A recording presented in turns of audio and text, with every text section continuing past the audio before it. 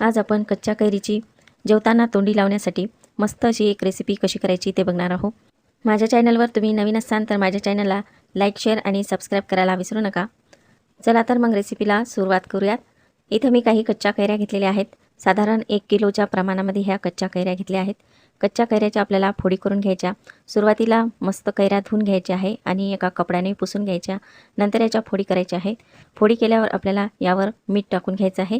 तर मी इथं 2 चम्मच मीठ टाकून घेतलेलं आहे आणि यामध्येच आपल्याला मस्त घरी बनवलेली हळद घेतलेली आहे ती यावर टाकायची आहे। तर इथं मी हळद 1 ते 1.5 चमचा टाकून घेतलेली आहे आणि हे सर्व आपल्याला मस्त असं मिक्स करून घ्यायचं आहे। म्हणजे या फोडींना हळद मीठ लावून घ्यायचं आहे। तर इथं मी पूर्ण हळद मीठ लावून घेतलेलं आहे आणि यावर आपल्याला झाकण ठेवून हे रात्रभर असंच ठेवायचं आहे। म्हणजे यामधलं आंबट पाणी निघून जातं। कैऱ्या खूप जास्त आंबट असल्या तर हे असं करायचं आहे, नाहीतर तुम्ही तशाही कैऱ्या ठेवल्या तरी चालतं। तर दुसऱ्या दिवशी तुम्ही बघू शकता इथं पूर्ण या कैऱ्यांना पाणी सुटलेलं आहे। तर हे पाणी आपल्याला काढून घ्यायचं आहे। तर त्यासाठी मी इथं चाळणी घेतलेली आहे आणि या चाळणीवर आपल्याला ह्या फोडी टाकून घ्यायच्या, म्हणजे यामधलं पूर्ण पाणी निघून जातं। तर ह्या पूर्ण फोडी आपल्याला यावर छान अशा निथळायला ठेवायच्या आहे। तर हे पूर्ण पाणी यामधलं काढून घ्यायचं आहे आणि हे पाणी सुटलेलं तुम्ही एखाद्या बॉटलमध्ये भरून ठेवा। याने तांब्या पितळीचे भांडे खूप छान निघतात। तर इथे ह्या फोडी कोरड्या झालेल्या आहेत, यामधलं पूर्ण पाणी निघलेलं आहे। तर ह्या फोडी आपल्याला एका पेपरवर टाकून घ्यायच्या आहेत। तर ह्या फॅनखाली मस्त 1 तासासाठी सुकवून घ्यायच्या आहेत, म्हणजे याचं पूर्ण पाणी आपल्याला सुकवून घ्यायचं आहे। तर हे 1 तास आपल्याला सुकवून घ्यायचे आहेत। तर फोडी मस्त सुकलेल्या आहेत। मी इथे एका भांड्यामध्ये ह्या फोडी पूर्ण काढून घेतलेल्या आहेत। एकदमच आपल्या ह्या फोडी कोरड्या झालेल्या आहेत। तर ह्या फोडीसाठी आपल्याला एक मस्त असा मसाला बनवून घ्यायचा आहे। इथं गॅसवर पॅन ठेवून त्यामध्ये आपल्याला 2 चम्मच धणे टाकून घ्यायचे आहे। 2 चम्मच इथं मी मोहरी घेतलेली आहे आणि 2 ते 3 चम्मच मोहरीची डाळ घ्यायची। मोहरीची डाळ नसेल तर तुम्ही साधी मोहरी घेतली तरीही चालेल। 1 ते 1.5 चमचा जिरं घ्यायचं आहे आणि हे सर्व आपल्याला भाजून घ्यायचं आहे। तर आपण मस्त याचा कच्चेपणा जाईपर्यंत भाजून घेऊया। तर जास्त पण भाजायचं नाही, नाहीतर हा मसाला जळकट लागू शकतो। हे फक्त आपल्याला 2 मिनिटासाठी भाजून घ्यायचं आहे। तर बघा 2 मिनिटं झालेली आहे आणि हा आपला सर्व मसाला भाजून झालेला आहे।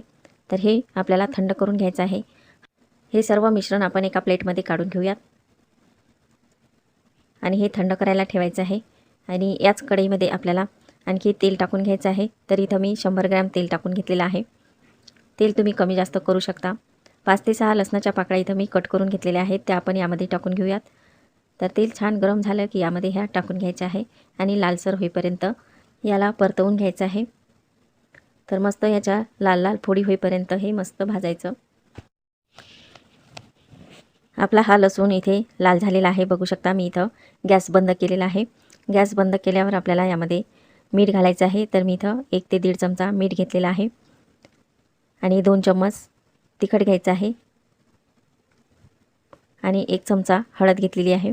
हळद आपण आधी फोडींना लावलेली आहे, त्यामुळं हळद थोडी कमी घ्यायची। 5 ते 6 इथं लवंगा घेतलेल्या आहेत, त्या यामध्ये टाकायच्या। 9-10 मिरे घेतलेले आहेत, ते यामध्ये टाकायचे आणि याला थोडंसं भाजून घ्यायचं आहे।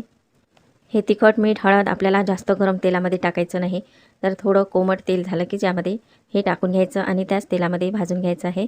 तर इथं मी 2 ते 3 चम्मच असा चिरलेला गूळ घेतलेला आहे, ते या तेलामध्ये टाकायचा। हा गूळ या गरम तेलामध्येच मस्त विरघळला जातो। थोडा गूळ यामध्ये घातला की गोड, आंबट, तिखट असा हा चटपटीत मसाला तयार होतो। तर आता हे तेल आपल्याला थंड करून घ्यायचं आहे। तर हे तेल आपण थंड करायला ठेवूया। तेल थंड होईपर्यंत आधी आपण हे सर्व मिश्रण भाजून घेतलेलं ते एका मिक्सरच्या भांड्यामध्ये टाकून याची जाडसर अशी पावडर बनवून घ्यायची आहे। तर आपण ही जाडसर मिक्सरला लावून पावडर बनवून घेऊया।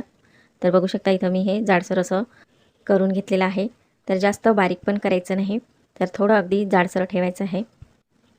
इथं आपल्या ह्या कैरीच्या फोडी आहेत ना, तर या फोडीवर आपल्याला हे मिश्रण टाकून घ्यायचं आहे आणि हाताने मस्त मिक्स करून घ्यायचं, म्हणजे पूर्ण फोडीला व्यवस्थित लागलं जातं। तर इथे तुम्हाला समजलंच असेल की हे आपलं कैरीचं लोणचं तर खायला खूप मस्त लागतं। तर हे तेल पण आपलं थंड झालेलं आहे।